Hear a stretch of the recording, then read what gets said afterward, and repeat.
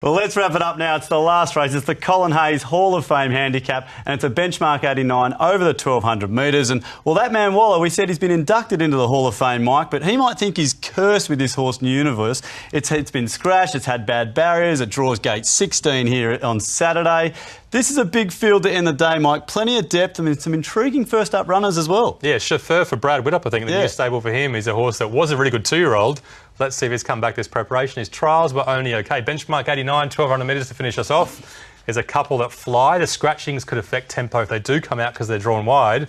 But with sweet serendipity in the race, you've got to go a strong tempo and hand fast as well.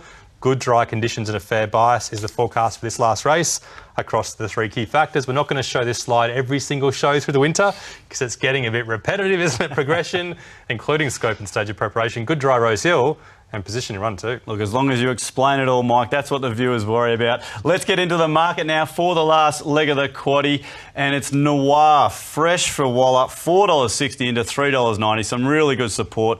Bonhomie, solid each way value here, $5. Chauffeur, as you said, for the new trainer, $8.50. Dissolute there at 11. Look, they're the ones under $10, Mike, but Noire, solidly supported here, could have a bit of class on its side. It's all about Noire in this race, and we're not going to look at a replay of Noire. You can look at the trials that were very good.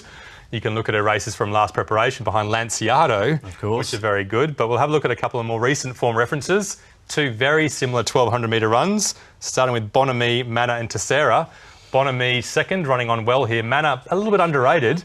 He runs on okay. Absolutely, Mike. Look, they're just in a race of their own here. Crafty Cough, off and gone. But yeah, Manna, you said it. Quite underrated here. Like the way he got home. Yeah, he probably had his chance, though. So in a really deep race with lots of chances, it's hard to see him having the upside to progress and win this race. Bonhomie going really well. Enjoyed the 1,200 metres.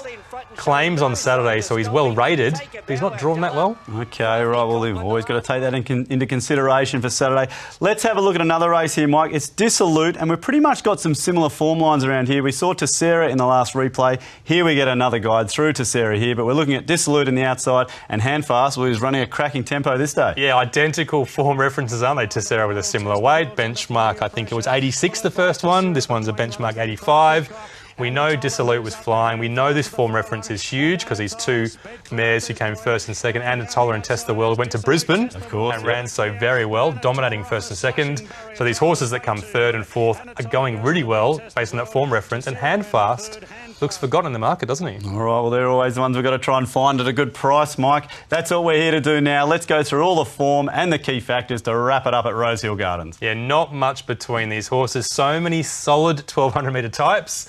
Noire's the one with upside and the best form, though. Wow, this race is absolutely on. Not much between these. Key factors has got to separate them, Mike. Progression. Yeah, I preempted the upside for Noire. If we go to progression, the first key factor, she's definitely got upside. She could simply be a group mare.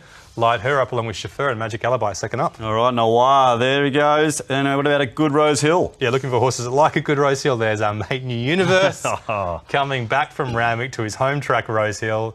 Waller's kept him ticking along. He loves his home track. Jeez, it could be. Some might say this is boring, Mike, Noire out in front, but look at this race on in behind. Position in a run. Is this going to help us at all? Yeah, it's not going to help him to get out stakes unless we get something. Noire drawn perfectly. Midfield off a strongish tempo is ideal for her. There's a few others. They get a similar position in run too. Okay, so it's Noire bounding away there at the end by 2 lengths. The thrill seekers, if they're happy to take a Waller horse first up, always a risk. They might have to do that here. But Mike, he's had the last 3 favourites. You've made some pretty good cases for Noire here.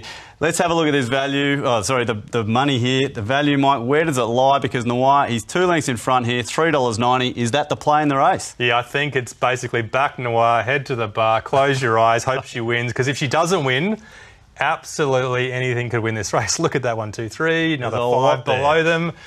You know, you could go really, really wide in the quaddie, or you just go one out, couldn't you? But we're going for Noire. We hope she wins. She's a really, really classy mare. I hope she's a Group 1, Group 2 mare. Yep. It would be great to see another classy mare going around. And Handfast, if he gets across, he's a classy horse as well. Okay, so we'll look at Noire there in the last. Interesting to see what we do here in the quaddie, Mike. Could be a standout job. Could be a matter of putting them all